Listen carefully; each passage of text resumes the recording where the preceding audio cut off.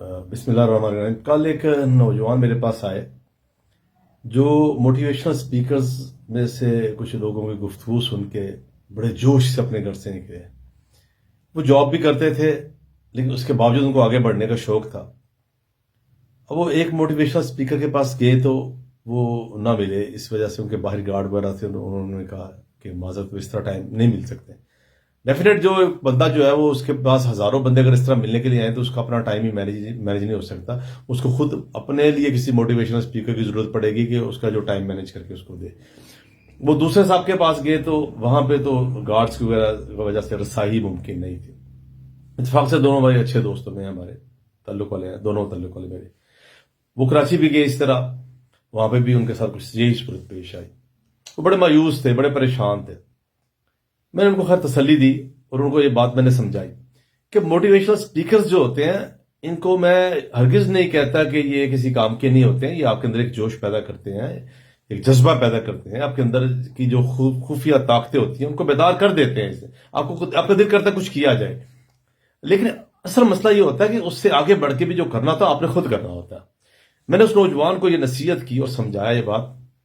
میں کہا دیکھیے بات سنیے, آپ آگے بڑھنا چاہتے ہیں, آپ چاہتے ہیں کہ اچھے پیسے کمائے جائیں اور زندگی میں اپنا ایک نام بنایا جائے, ایک مقام بنایا جائے, تو یہ آپ کو خود کرنا ہوگا.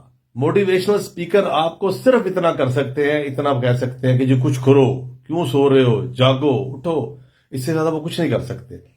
اس سے آگے جو ہوتا ہے وہ ان کی جو آڈیوز ویڈیو جو چل رہی ہوتی ہے وہ ان کا خود اپنا بزنس ہوتا ہے. میں دوبارہ کہوں گا, میں ان کو کنڈیم نہیں کر رہا, وہ ایک پازیٹیو کام بھی کر رہے ہیں. ہمارے یہاں تو موٹیویشنل سپیکرز کا مذاق اڑایا جاتا ہے. میں یہ سمجھتا ہوں کہ وہ ایک پازیٹیو کام بھی کرتے ہیں کہ آپ کے اندر ایک جوش پیدا کرتے ہیں, ایک تحریک پیدا کرتے ہیں.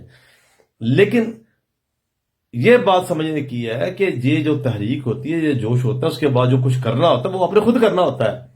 کوئی سپیکر آپ کے لیے کچھ کر کے نہیں دے سکتا, اس کے پاس کہاں اتنا ٹائم ہے.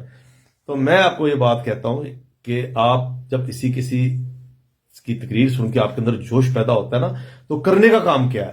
کرنے کا کام یہ ہوتا ہے کہ آپ اپنے دائرہ کار میں اپنی جگہ کے اوپر بیٹھ کے اگر آپ کاروبار کرتے ہیں تو کاروبار میں آپ سوچنا شروع کریں. آپ سوچنا شروع کریں کہ بالفرض اگر آپ کی 20,000 روپیہ تنخواہ ہے یا 30,000 روپیہ تنخواہ ہے اور آپ کی ضرورت 40,000 روپے کی ہے اور ہر مہینے آپ قرضہ لیتے ہیں, تو آپ نے اس آمدنی میں اضافہ کیسے کرنا ہے؟ پھر مایوسی کو اپنے پاس آنے دینے کی بجائے آپ نے ہمت کر کے, محنت کر کے راستے تلاش کرنے. کوئی موٹیویشنل سپیکر آپ کو راستے نہیں تلاش کر کے دے سکتا. اس کے پاس اتنا بھائی کہاں پہ ٹائم ہے؟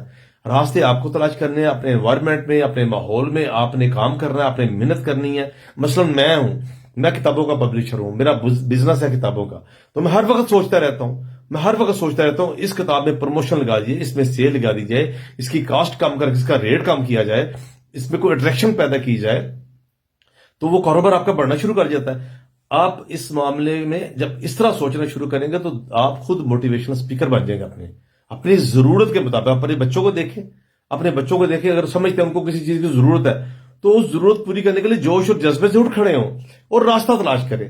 یاد رکھیں ایک بات, جب ایک بندہ بند کمرے میں ہوتا ہے نا تو راستہ اس کو تلاش کرنا ہوتا ہے, خود تلاش کرنا ہوتا ہے. اگر وہ اس امید میں رہتا ہے کہ باہر سے کوئی آئے گا اور دیوار توڑ کے اس کو باہر نکالے گا تو وہ ناکام رہے گا. اس کو دنیا کا کوئی موٹیویشنل سپیکر جو ہے نا اس کے اندر تحریک پیدا نہیں کر سکتا اور اس کو آگے نہیں بڑھا سکتا.